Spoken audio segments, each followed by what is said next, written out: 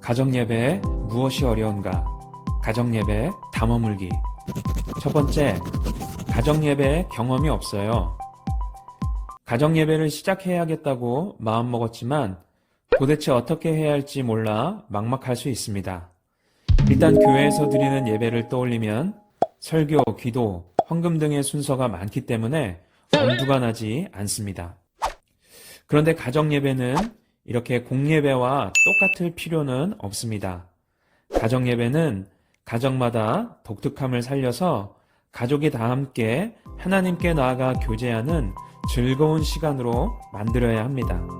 일종의 가족 모임인 셈입니다. 말씀, 기도, 찬송을 뼈대로 다양한 변주가 가능합니다. 설교 없이 성경 본문 몇 절 혹은 몇 달라 혹은 한 장을 읽는 것만으로도 충분하고 자녀들이 어릴 때는 어린이용 이야기 성경을 읽는 것도 도움이 됩니다. 온 식구가 그날의 묵상 본문을 읽고 각자 깨달은 바를 나누는 방식도 좋습니다. 한마디로 말씀을 중심으로 모여 경건의 시간을 갖는 것입니다. 자신의 생각이나 어려움 등을 솔직하게 나누는 시간, 하나님 앞에서 가족이 서로 마음을 열고 서로를 위해 하나님께 기도하는 시간입니다. 형식에 얽매이지 말고 일단 시작하십시오. 무경험이 오히려 유리할지도 모릅니다. 가정만의 특별한 예배를 드리면 좋을 것입니다. 두 번째, 가정 예배에 대한 안 좋은 추억이 있다면 지루하기도 하고 기도 시간에 졸았다고 벌을 받기도 합니다.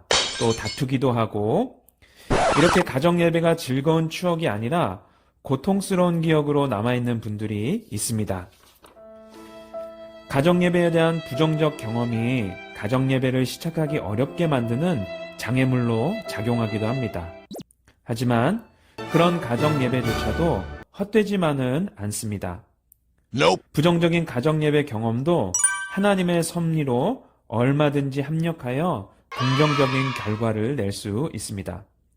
어떤 분들은 힘들었던 가정 예배가 하나님에 대한 경외심과 하나님 중심의 신앙을 훈련하는 역할을 했다고 고백합니다. 고통스러웠던 가정 예배가 지금의 신앙을 형성하는 데 큰 역할을 했다고 말하는 분들도 있습니다. 가정 예배는 교회 예배를 흉내내거나 자녀들을 억압하는 형태가 되어서는 안 됩니다. 가정 예배는 딱딱한 예배일 필요가 없으며 뜨거운 부흥의 형식일 필요도 없습니다. 가정 예배는 자연스러운 삶이며 일상이 되어야 합니다. 이제 가정 예배에 대한 부정적 추억은 장롱 깊숙이 넣어두고 부정적 추억이 긍정적 삶을 지배하지 못하도록 하기를 원합니다.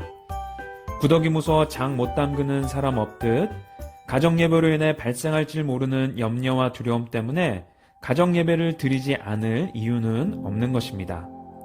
새로운 차원의 가정 예배를 다시 새롭게 시도해 보시기를 원합니다. 가정 예배를 통해 복되고 아름다운 가정을 창조해 가기를 원합니다. 가정 예배의 유익은 고스란히 자녀들의 몫이 될 것입니다. 자녀들은 가정 예배에 대한 긍정적인 추억을 쌓게 될 것이고 더 나아가 그 자녀들의 자녀들은 좋은 전통을 물려준 우리에게 감사하게 될 것입니다.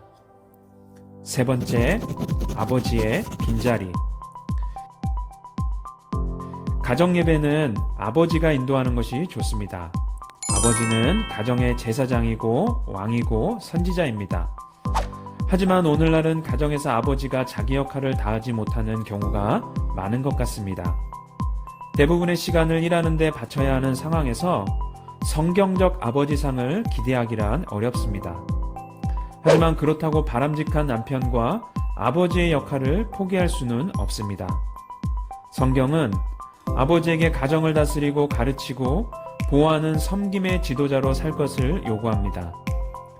하나님은 자녀들의 훈육과 교육을 아버지에게 먼저 맡기셨습니다. 아버지가 가정 예배를 인도하면 아버지의 자리와 권위, 역할이 회복됩니다. 남편과 아버지로서 제 역할을 찾지 못해 고민하는 성도들이 많은데 그 그 대책을 몇 가지 찾아보겠습니다. 첫 번째는 직장 생활에서 불필요한 시간을 줄이는 것입니다. 회식 자리를 피하거나 2차로 이어지는 모임에 가지 않는 것입니다.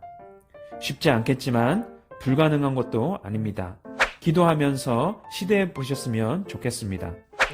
집 밖에서의 일이 줄어들면 가정에서 자녀들과 함께하는 시간이 많아지게 될 것입니다. 자연스럽게 가정 예배를 드릴 수 있는 여유도 생기게 되겠죠. 둘째, 아버지가 주중에 가정 예배에 참여하지 못할 경우 주말에는 반드시 다 같이 가정 예배를 드렸으면 좋겠습니다. 주말에 취미 생활이나 자기 개발을 하는 경우가 있습니다. 그런데 기억하십시오. 자녀들에게 아버지가 필요한 시기는 정해져 있습니다. 그 시기가 지나면 아무리 아버지가 자녀와 친해지고 싶어도 아이가 예전처럼 아버지를 필요로 하지 않게 됩니다. 셋째, 아버지가 주중 가정 예배를 인도를 어머니에게 위임한다는 것을 자녀들 앞에 공포하십시오. 그렇게 함으로써 가정에서 아버지의 위치와 역할이 분명하게 드러나게 될 것입니다. 위임은 방치나 무관심과는 다른 것이죠. 아버지가 자녀들에게 주중에는 아빠가 가정 예배를 인도할 수 없으니 엄마가 할 거야. 엄마 말씀 잘 들어야 한다. 라고 한 번만 일러주어도 가정 예배가 갖는 권위가 달라지게 됩니다. 아버지의 빈자리가 결핍으로 남지 않도록 관심을 가지는 것이 중요합니다. 넷째, 문명의 이 길을 활용합니다. 멀리 출장을 가더라도 스마트폰이나 컴퓨터를 이용해 가족과 얼마든지 연결될 수 있습니다. 영상으로 가정예배를 인도할 수도 있습니다.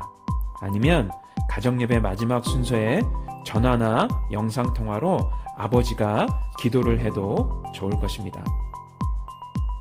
지금까지 가정예배 무엇이 어려운가? 가정예배의 다음 허물기 3가지에 대해서 알아보았습니다. 이것을 잘 들어주시고 가정예배를 위해서 힘쓰는 우리 모두가 되기를 원합니다. 감사합니다.